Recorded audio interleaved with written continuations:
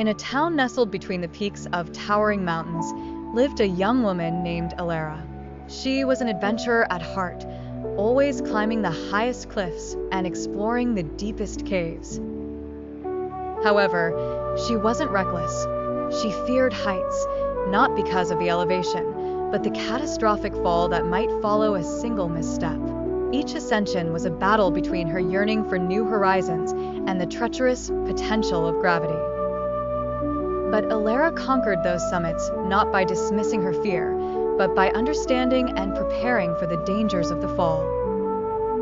Miles away, in a small, perpetually foggy village, lived a boy named Nolan. Nolan had a peculiar fear of the dark, not the absence of light itself, but the unseen, lurking shadows that his imagination filled the void with.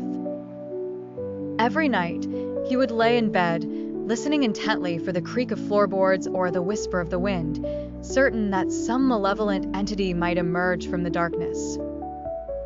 But with time, Nolan carried a lantern into his nightmares, illuminating the shadows to reveal that most of them were simply his own worries, taking shape in the obscurity.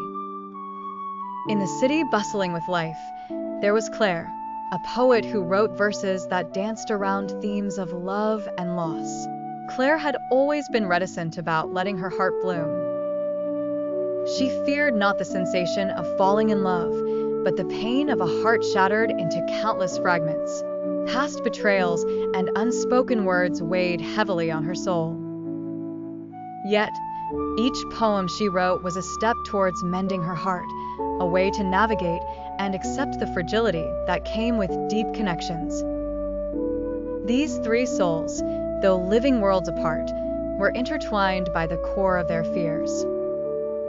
Alara, Nolan, and Claire each confronted their deepest anxieties by facing not the obvious manifestations, heights, darkness, love, but the underlying dangers they represented. In doing so, they each found a way to grow, to live fully, and to transform fear from a shackle into a stepping stone toward a more courageous existence.